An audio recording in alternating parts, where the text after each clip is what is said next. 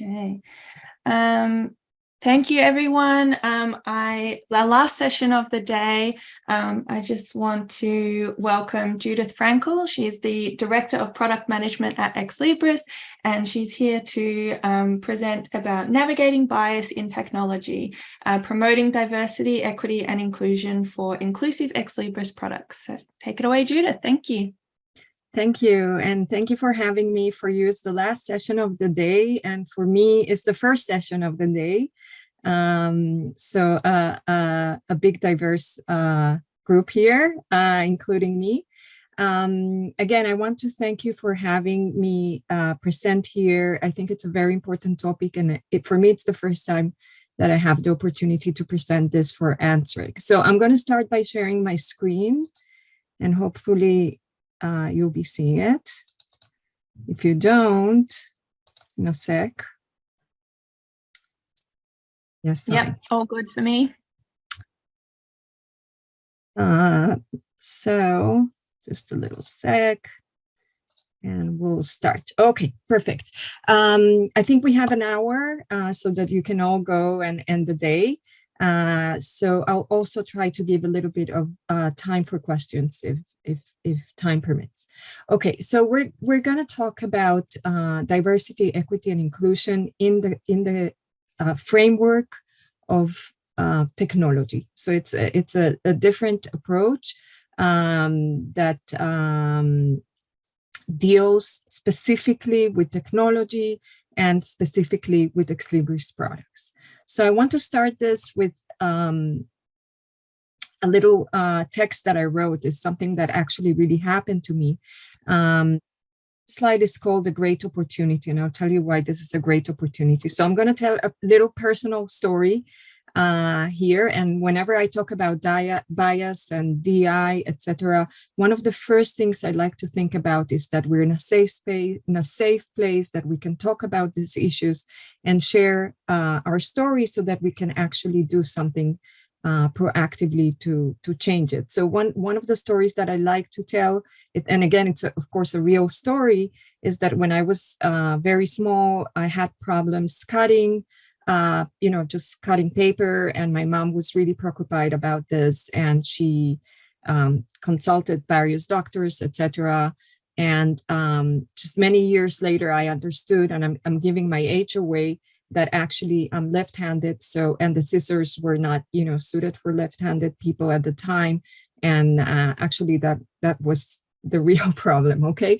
So the idea behind the story is that technological products, such as those that we do at Ex Libris, or Alma, Leganto, other products, are not really different than chairs or scissors or any other tools. They're here to assist us in the tasks that we do. And of course, AI adds the new talk about AI, because AI has been around us already for a long time, but AI adds a little bit of salt and pepper to this mix. But really, these tools are here. Were created to help us. It can be, as I said before, a very simple chair, like those chairs that I had in school, where, again, the left-handed and the right-handed, we had like a little beautiful invention of a chair and a table together. And as part of the story, I was left-handed, and you have a class of 30 kids, and they're around 30 right-handed chairs, and then you need to raise your hand and say, hey, hello, I'm left-handed or right, in a very strange position. And we have the same situation with technology. So why is this slide called The Great Opportunity? I think there is a big difference between those products that I mentioned now, those physical products, and technology. And even now, when we talk about the big AI and the tools that have been recently released, there is a great opportunity. And the opportunity is based on the amount of data that is being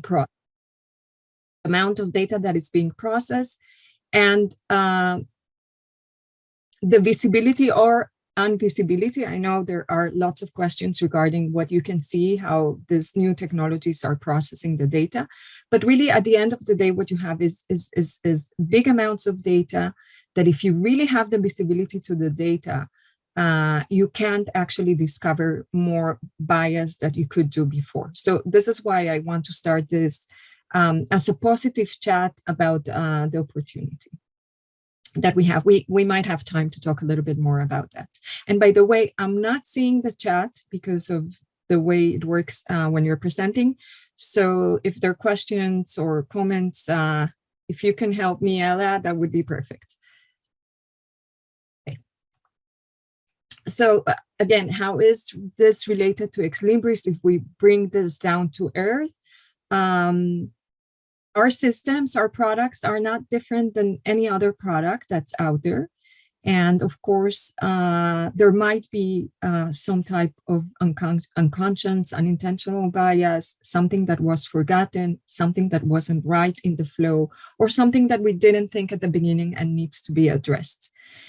Secondly, we understand the big impact that we have with our products. So if you take, for example, discovery, and we'll talk maybe a little more about discovery, if you think about Primo or Summon or these products that are touching not only the staff library, but they're actually getting to this big audience of researchers and students. And in many times, these are very young people, and they're impacted immediately if there's something that has some type of bias.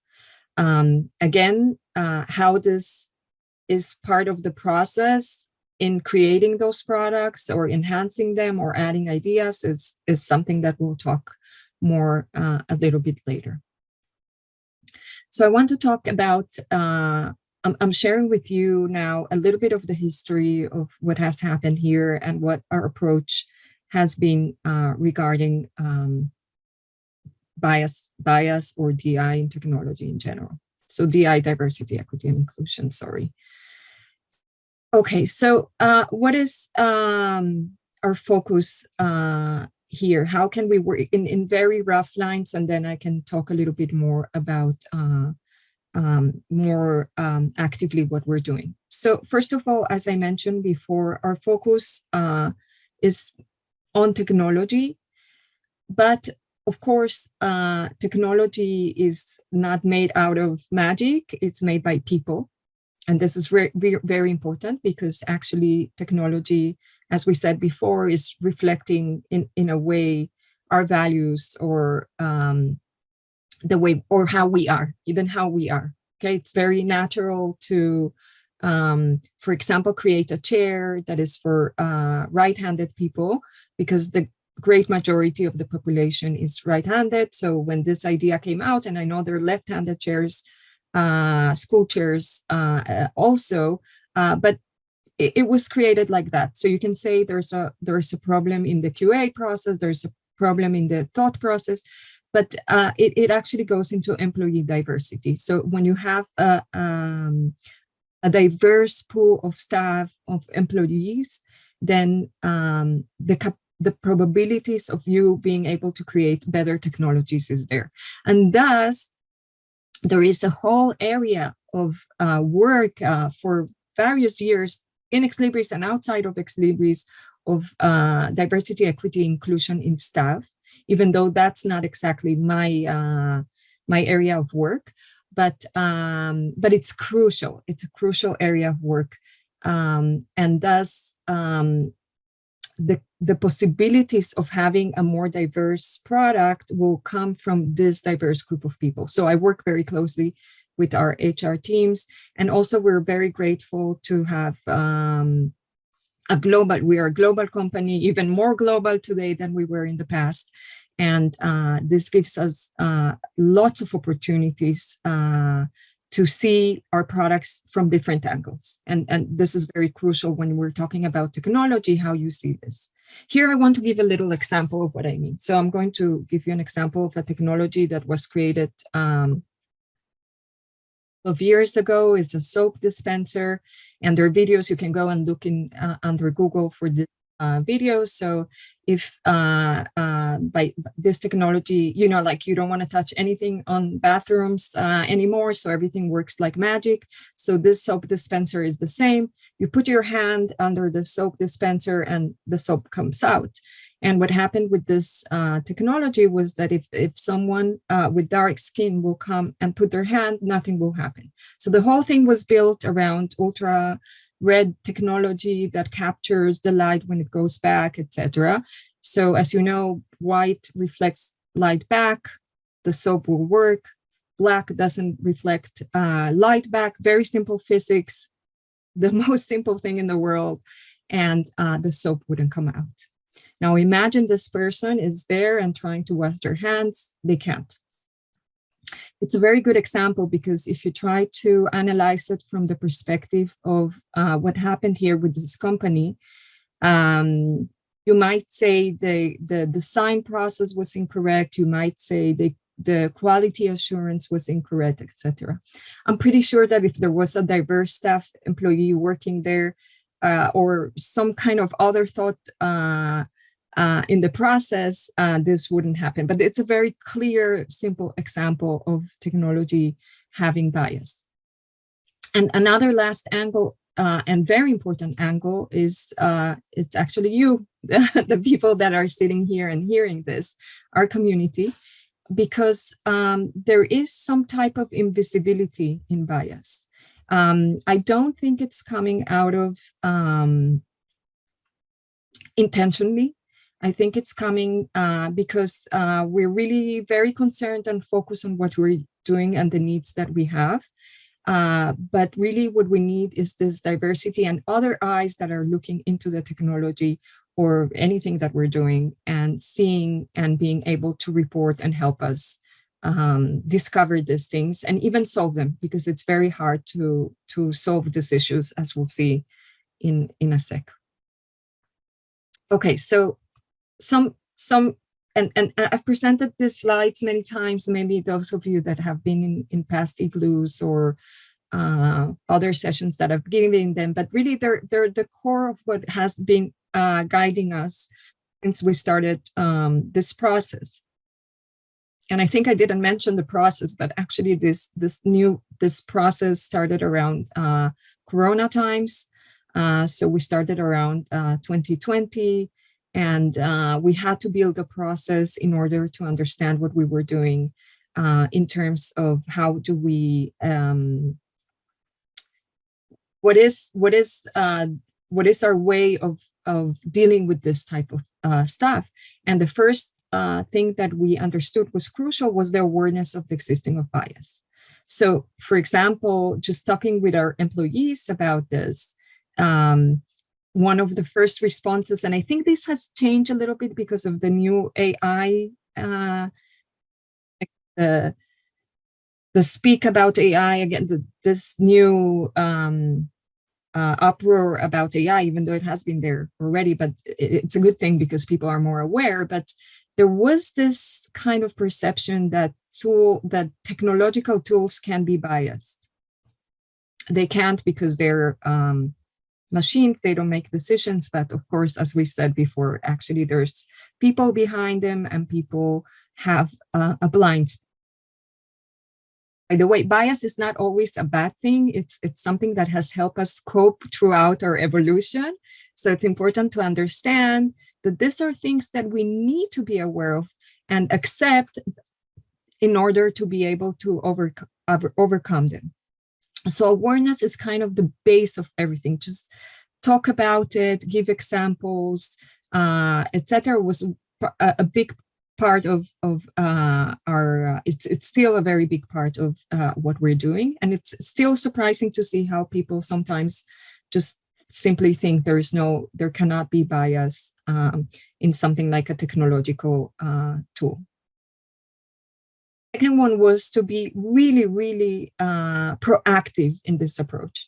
And by proactive, it means just taking action, just thinking about it, dedicating a team for this, and more things that happened when we decided to start this new area of work.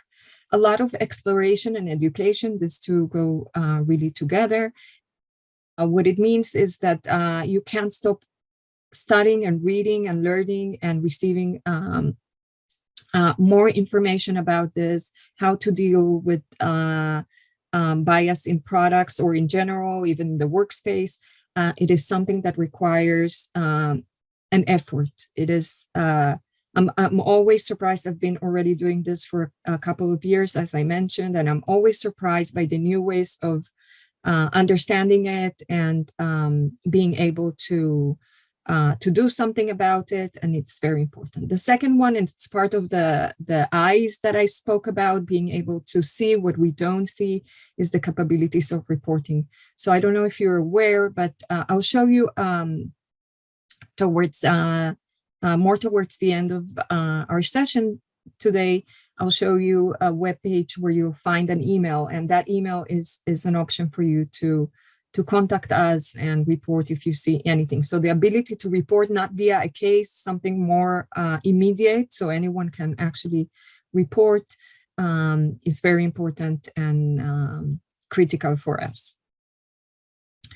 Again, connected to the eyes beyond being reported, it was very important for us, and it still is, to have a diverse input of views. One of those is the community. So we have a DI advisory group that has been working with us for over 3 years from the community on these issues.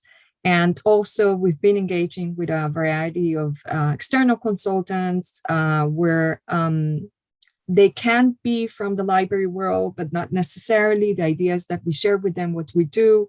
We show them our products. We talk about it. We ask what we should be doing regarding DI. How can we, from the start,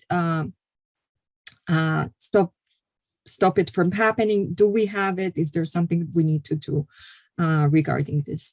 And I started with the awareness. I want to end with something that for me is really, really critical, and is that the vision, values, and goals of a company should include DI values and goals as well.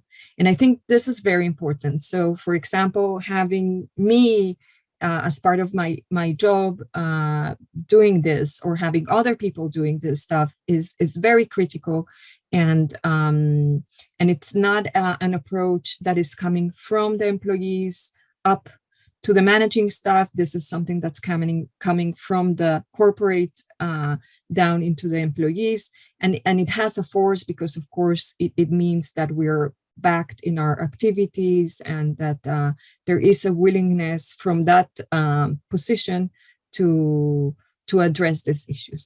It's critical. If someone was going to have me as a consultant of another company and say, hey, what can we do about DI and bias, etc., I would say that it has to come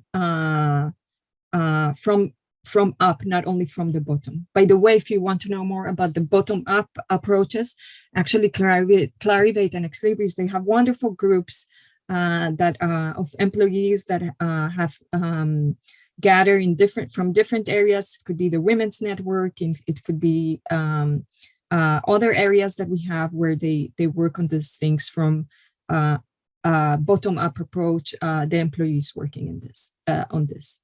So again,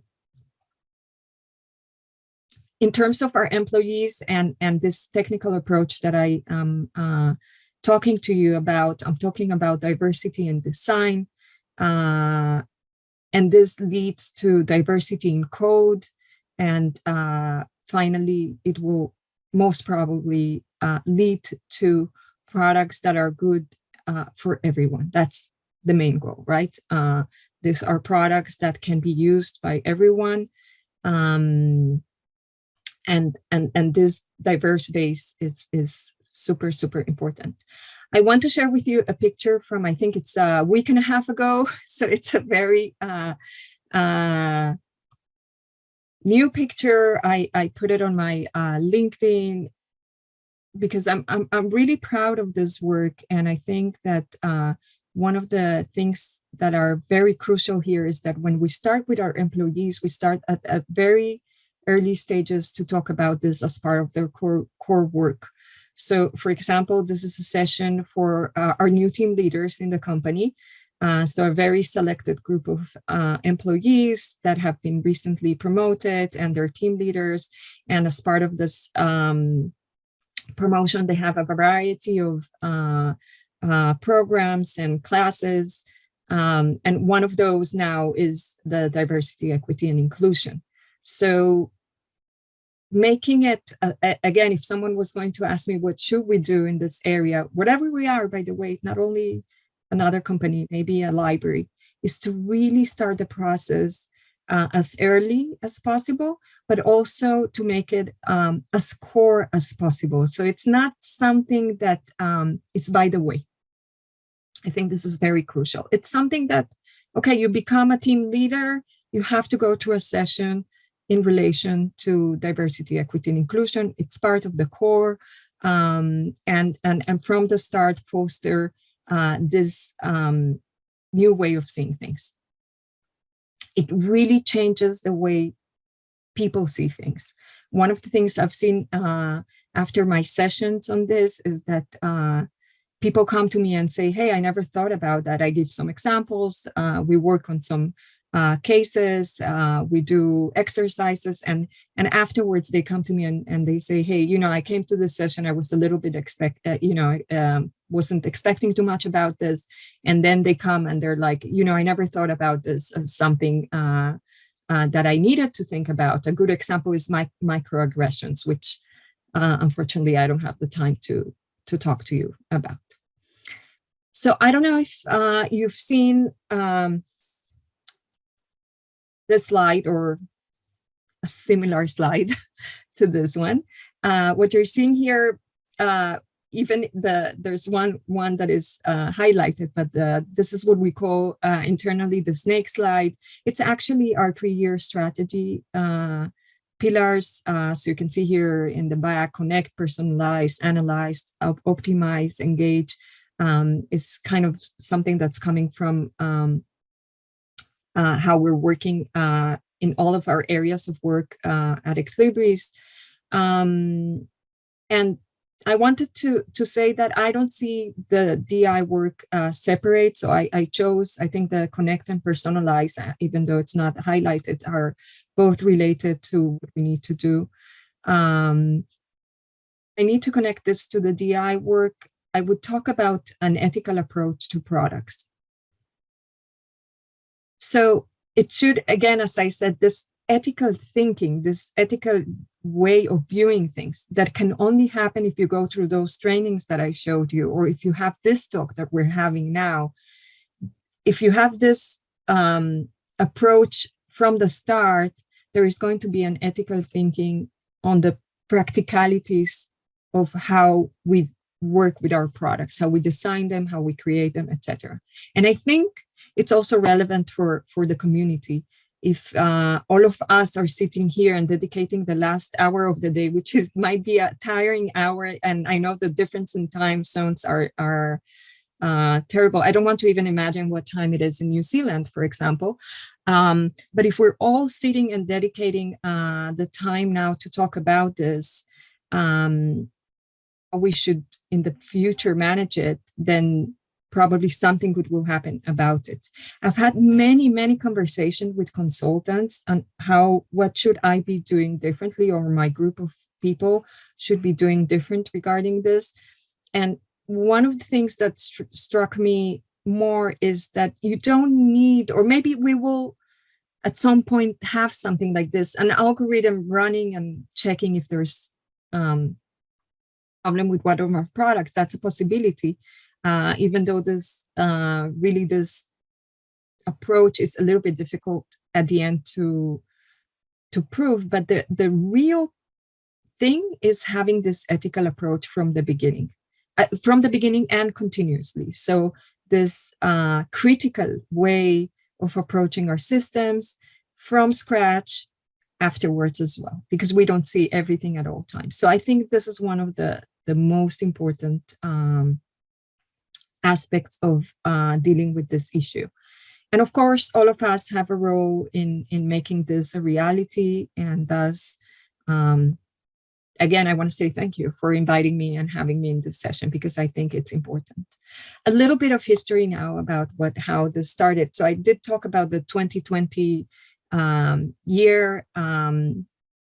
Since I haven't presented in ANZREG, I think it's good to start telling a little bit about the history of this. So I think it all started really around the tragic events related to George Floyd. If you remember, in some way it started there. It was kind of connected, and decided that we needed to connect this to the library world, and to, in particular, to the Ex Libris products. So it was a new way of approaching the products. And as I mentioned before, there was a need to explore what was going to be the right approach and the next steps. And many activities actually took place as a result. So I did discuss with you about the training of our team leaders. Those are kind of things that have been evolving and being established. But for me, the two crucial main things that happened were the creations of two groups. One is an internal group, which is the anti-bias Ex Libris group, which I'm part of. And there are people there from other areas of our products and teams. So there's support people involved, there's content people involved, there are other product managers that are involved. So there's a core of people there that are aware of the importance of this. And the second thing that happened was during our talks with the community, the need to create a DI advisory group. And these two groups were created. I want to really thank the people that are part of the DI advisory group. They have done a lot to promote diversity, equity, and inclusion in their free time, either sharing their experiences, promoting ideas, helping us define things, helping us with documentation. So an amazing work here. And from there, we continue to run with these two groups. And of course, if there's someone here that's interested in, please connect. I guess that for you would be with Dave Allen. If you're interested in something like this, I would say that this is the way to go. So during this journey that we started, one of the things that we decided was that we needed to touch first upon discovery. So this is one of the things that happened. Again, the idea was to touch upon the product that had the most impact, but it really didn't stay there. It went far beyond, but we really started with discovery. And the reason, and we met with a lot of people. So you can see here some of the people we met. We met with Matthew Redisma. He wrote a book called Masked by Trust, Bias in Library Discovery. And then we talked to Sophia Noble about algorithms of oppression, which was really, really relevant for work we were doing. We met with Kathy O'Neill. It's a different approach. By the way, Kathy O'Neill is the one that speaks a lot about an ethical approach to algorithms, while Sophia Noble did touch upon many of the issues that are related to discovery. And then we've had the opportunity to meet, I don't know if you've seen it, but if you haven't, I really recommend just search YouTube. I think you can do it in YouTube, Change the Subject. There's a documentary created by the Dartmouth team, Dartmouth College in the US. They created this document about how students were impacted by a subject.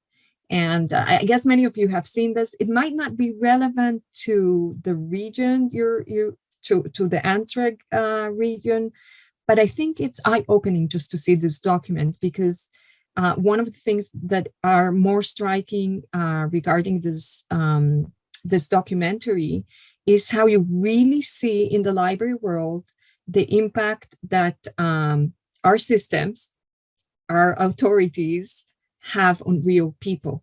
So it might not be exactly one-to-one to the people in your area that might be impacted by something different, but it brings really a very good example of why we need to do this work. And everyone in the documentary they're all real people and real students telling the story.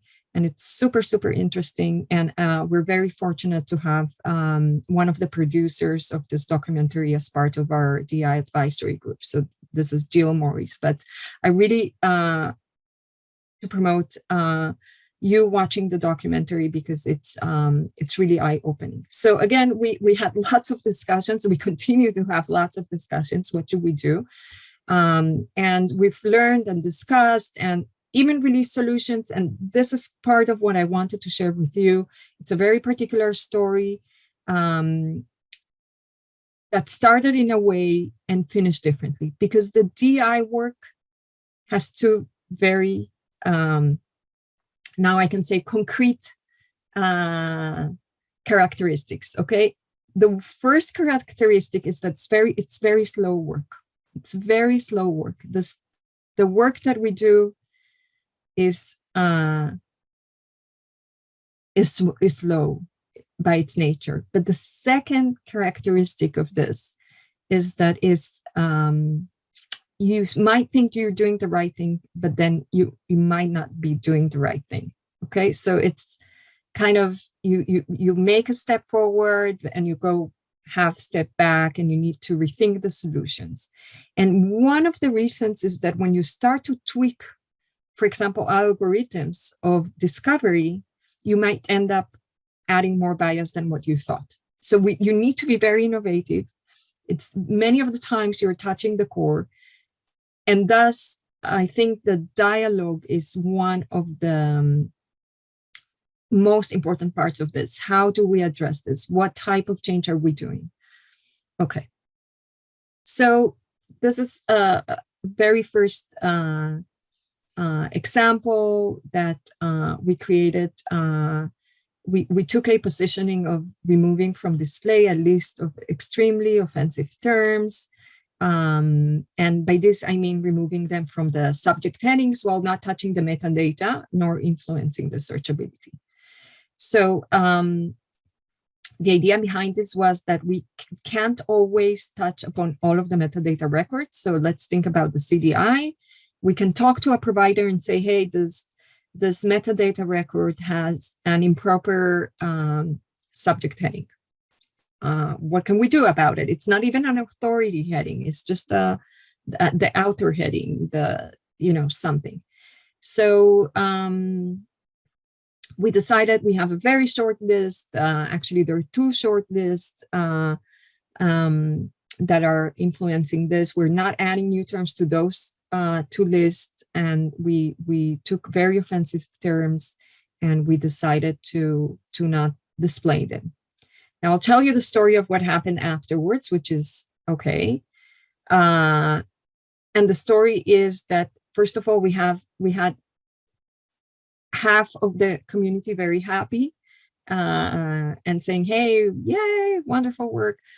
And the other half very unhappy for good reasons as well. So, and the dialogue still exists. I attended an Luna session this year, and I could see still in the room, I knew there were two different views, totally different views about why should we add more words to the list and why we shouldn't add new words to the list. So one of the things that is very clear is that first, ExLibris cannot be a censor. So we can't really continue adding new words to this list, even though the words that are listed in that list are really bad. And here's the other issue, not in every country, because as you can imagine, a word that might be not appropriate in the US can be appropriate in Australia, for example. So again, our multi-regional way of being, we're global, we're multilingual, It's really, really impossible. So we decided to think about a new solution, and we created a tool that enables you to determine at the institutional level which terms to exclude from the subject heading. Okay, so we from that list of terms that we automatically decided not to display, we went into a tool. Now, beyond the example that I'm giving you, the whole process here is really the story. So what happened, what it caused, the conclusions we got into, and it's part of the process. It's really putting yourself in the, I can tell you personally, putting yourself in the hotspot, because you'll find that there might be some difference in thought, but this dialogue, this space, I like to call it a space, is fabulous. It's really what's making the progress. Again, it can be slow progress. It can include mistakes, but this is what we need to make us come into this place where we can really make progress. So here's a little bit of the functionality. I want to check time. Okay, we still have time. So what has happened recently? So we continue to work with the advisory group. This is something that is still happening. I'll talk about the inclusive language guidelines in a second. There has been a lot of work by the DI advisory group to put in to the voting process, the NERS and the different processes, DI user stories. And here I want to stop for a second and talk about the example that I showed you before. I think that if we give tools, there are many things that we can do in terms of DI. One of those is making it easier to, for example, a more inclusive collection, or tools that will, like the tool that I showed you. So a kind of a toolbox for DI could be a very good way of thinking about it. I don't know if we'll have time, but I'll show you at the end of the presentation a little bit of the ideas that were placed by the group. We continue to train our teams on this, and I can tell you that this was a wonderful year, 2023, in my perspective, if I had to check myself, about the work that has been done, but not only by me telling people, hey, there's the session, do you want to come and see it? No, this time there has been a shift in the perspective, and I've seen people call me in, and I really like that perspective, because it's kind of, hey, we want you to, can you come to the Leganto team and talk about, can you please? And this has been really amazing in the sense of just seeing it happen from not being pushed. And by the way, I read a book recently. Can you show you? I have it here on hand. So if one of you wants to see it. So it's Getting to Diversity, What Works and What Doesn't.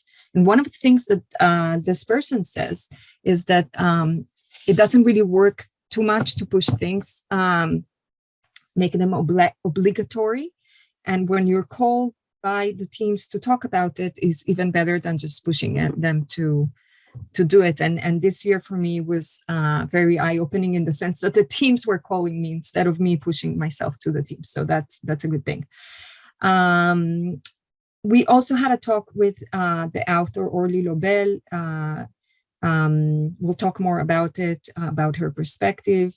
And in terms, again, of building the identity of the groups and in the library world, I think, again, this has been a wonderful year.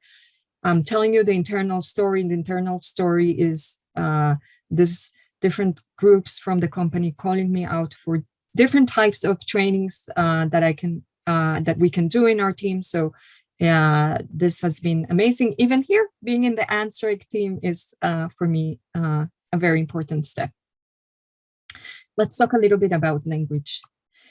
Okay, so language, words, that's how the Bible starts, right? So words are very important. And we have here, choose your words.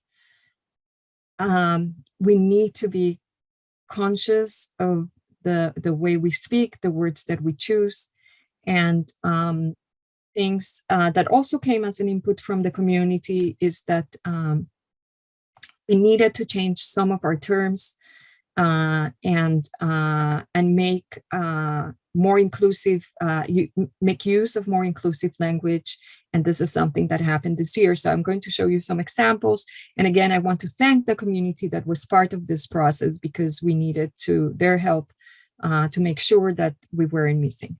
One of the things that we decided with the group was that we were going to touch upon a very short list. By the way, there's lots of stories about inclusive language guidelines, what works and what doesn't work. I can tell you Stanford University, I think it was Stanford, but I don't remember. They released a couple of months ago a very long list of more than 500 terms. They got a very big backslash. I don't know if it's the length of the list, because it was too extreme. I don't know. And these things have to be contained. So our approach was to make it a very concise term, list of terms with very easy guidelines of what to do. And we did a lot of training with the different teams, with the technology teams, with the product teams, in order to work on this. I do have to say that we have a little problem with Rosetta, not because they don't want to, because a lot of the terminology in Rosetta, unfortunately, from the core and the standards, has some terms that we wouldn't like to see. But you can see here, this is a very short list that we try to, and again, once the teams were exposed to this, there were lots of questions, why, etc. But that's where it's the thread that you can take and from there continue the work of the DI. So you have not to use white list, use allow list, very easy. It's actually things that are very easy to implement when you have a good term to use. And there was a lot of proactive work. I want to cheer up the Leganto team. They immediately took upon them and they did changes that even required some code changes and changed this. But it's not only the product, it's the internal dialogue. So we asked them to really think about this in terms of the internal dialogue. When we think about moving into another important topic, and it's the relevance of representation. So these are two images that I found. The first one is found that somewhere in LinkedIn, a little kid. By the way, the movie in the back is Encanto. I'm Colombian, so it's a Disney movie about Colombia, so I really love it and would like to also say that if you haven't seen it, you can see it. It's a fun movie. But this boy here is really, really happy to see himself. In a way, he found himself in the movie, and it's so amazing to see these little kids feeling identified and feeling represented. And same goes for our library collections. So, for example, one of the things that I want to throw out there to you guys to think about is how you've defined your CDI. What are the settings for discovery, whether you're allowing to see all of the collections, if you're fully flexible, or if you're easy active, what does it mean? Should you allow more collections for display, even if you don't have them activated? Yes, no, I have my own idea. I don't want to go into it, but these things apply for libraries as well. And I did mention the change the subject. Again, people learn from seeing or not seeing themselves that maybe they don't belong. So it's really, really important to think about it also in terms of the library. I'm going to leave 10 minutes at the end for questions, I hope. So, but of course, before we go, what about AI? Everyone's talking about AI today. And I've been thinking about it a lot. Again, a good opportunity to think about it. And I found, I don't know, I was looking for a chat GPT thing in my phone, and I found this Truth GPT, a chatbot, and it made me really think, like if you call an application Truth GPT AI chatbot, by the way, I don't know if it's still there. I just took the image and put it here, but cover the truth, one that is unbiased, so the others are biased. It's really important to see what's happening there. Fact that an application comes up with this type of terminology, it's a little bit scary, because there shouldn't be one that isn't and one that is. But this brings me back to the Orly Lombel conversation that I spoke about. So she wrote The Quality Machine. I think it's a very good book to read. And I think it all goes to trusted data. So she speaks mostly about, she gave a webinar. I hope you saw it. If not, I think it's available under YouTube, so you can search. She talks a lot about not missing the opportunity. So I opened up this discussion regarding that opportunity that we have, because again, when we talk about CSORs, it took my mom like, half my life to understand what was happening. I think that now we have this real opportunity to see more because of the data we have. So again, if we're talking about these text generative tools now, this is what's causing the whole AI revolution, but it was there before. We need to think about what is the data that is behind those tools. And if we can see it, not see it, I think this is one of the most important aspects of the AI perspective now, just to make sure. In a way, I want, as part of my education, I studied programming, and I remember that we very basically said at that time, and I won't tell you when, because then of course I'll also give my age away again, but I remember garbage in, garbage out. I remember that word. So garbage goes into whatever you were doing. It doesn't matter what language you were studying then, garbage goes out. So it is basically the same with this generative text thing. So we need to be sure that the data that is going into this new tools is we understand it, it's good data, trusted data, et cetera, and then we can be more sure. But the fact that there is data, if you can see it and analyze it, it's the great opportunity, because then all of this bias can float out, and this is the opportunity that I want us to focus in. So is AI bad for libraries? Maybe that's a question here for everyone. I did post here a little link. I read this article not too long ago, and I just want to say that I think there was a quote in the library in the article that said something that actually AI has been used by librarians for many years, and the library has evolved for thousands of years, adopting the new technologies and the new types of resources and the new ways of sharing knowledge and all of this expertise that the librarians have been accommodating to over really thousands of years is not different than AI. So this whole article speaks about how librarians are actually the natural leaders for this, and I believe so as well. There are many things that are happening around AI at Ex Libris, which are good things that I hope you're exposed to. And I think one of the core things that you can say about it today is the content, the trusted content. So if we think about academic content, real content, not bad citations created by chat boxes, but real good content, then you create tools that might make that experience of our users much, much more better. And we as librarians can share with them our knowledge and expertise to achieve what they need to achieve. So if I was going to be asked about whether AI is bad for libraries, also in the terms of bias, DI, I would say I don't think so. I think it's good. We need to make sure that we're at all times, again, looking with our special DI glasses and making sure that we're making progress there and not adding new biases. And at the end of the day, it's going to serve us as many of the tools that have evolved in the history of knowledge.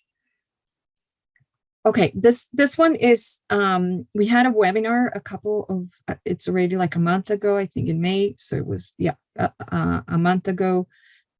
And what I want to, first of all, I don't know if you have the opportunity to find it or not, or it was only for registration, but it's so important to share the story. So this is a call out from me to you, and say, if you have a cool DI workflow, if you have a DI recommendation, if your library is doing something, please reach out to me and we might organize a webinar with you.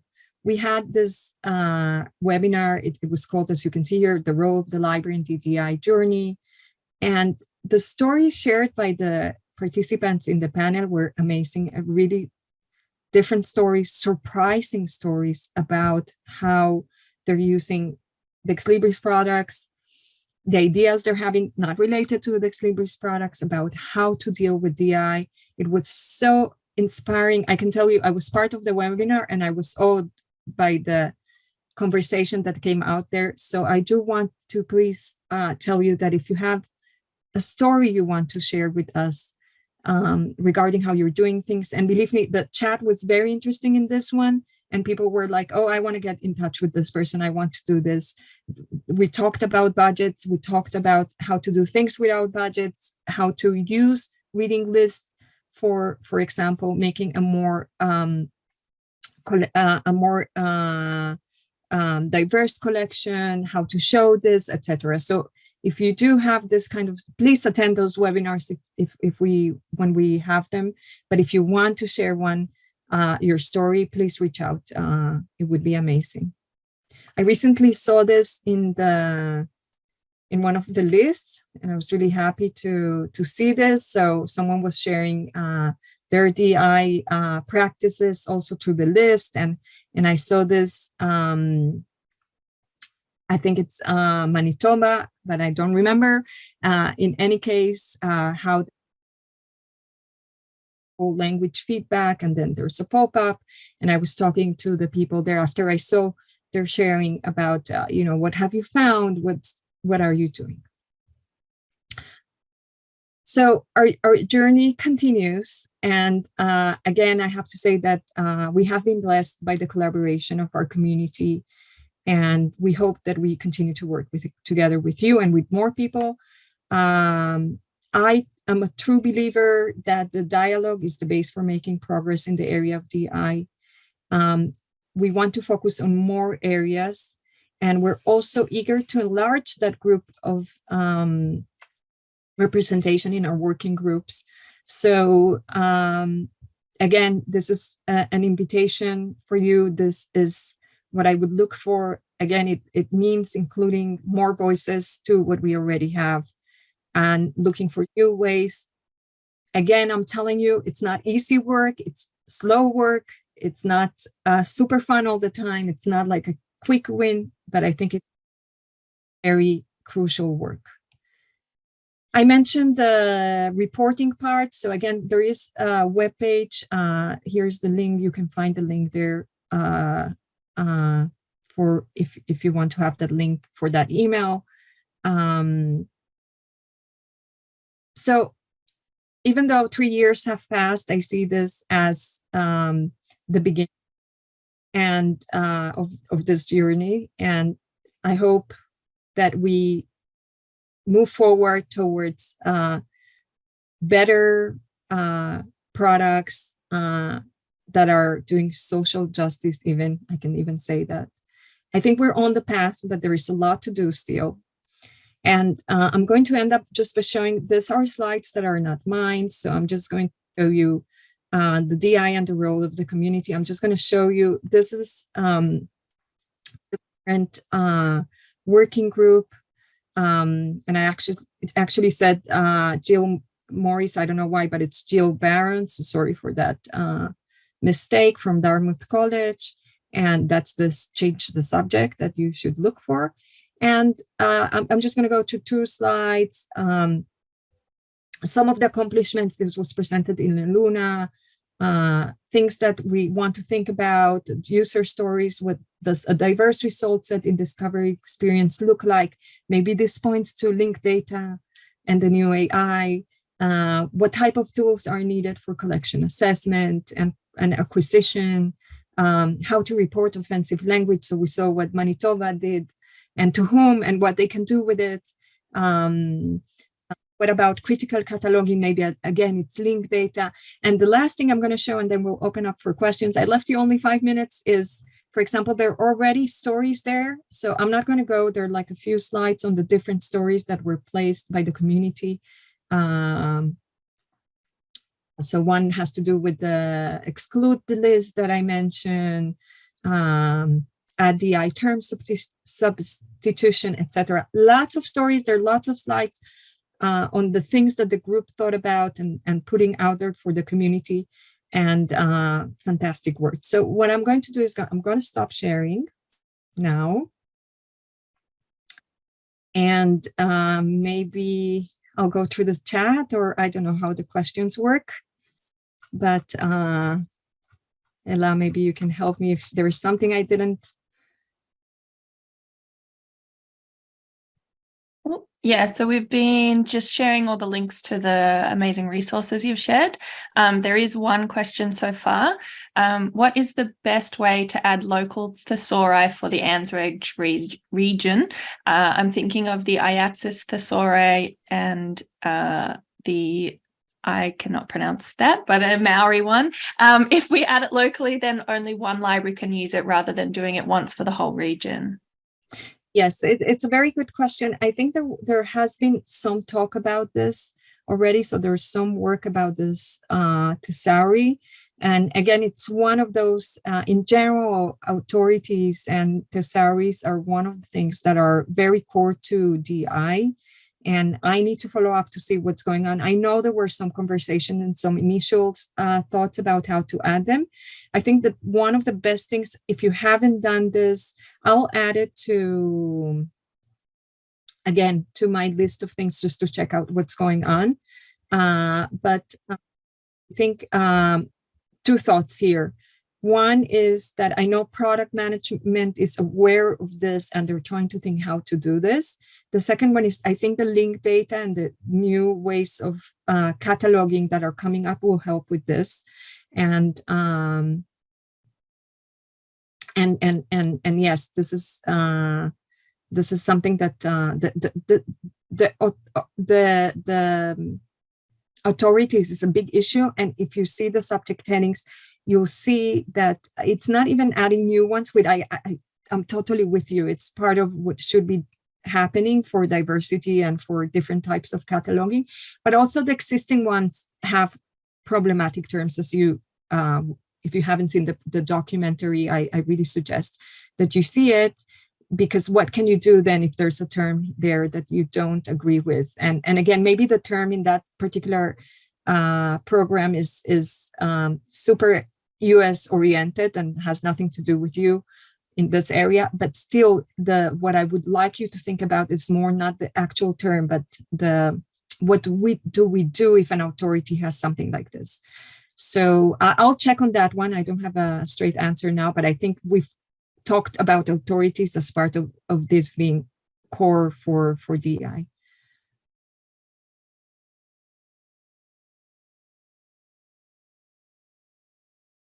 Thank you. So far, that's the only question. That was a great presentation, though, so thank you. It might Excellent. just give so I think we're just on time, right? So we have 1 minute. So I was going to say, give it another 30 seconds or so, see if anybody's typing away. Well, there is like a multitude of typing people. This needs to go into your heads and maybe think about it, and you know where to find me. So I'm happy to connect with all of you. And thank you. Yeah, and the committee will share a list of all of those great resources as well we'll send out an email to the list so that you don't have to remember all of them today. Thank you. Thank you, Judith. That was great.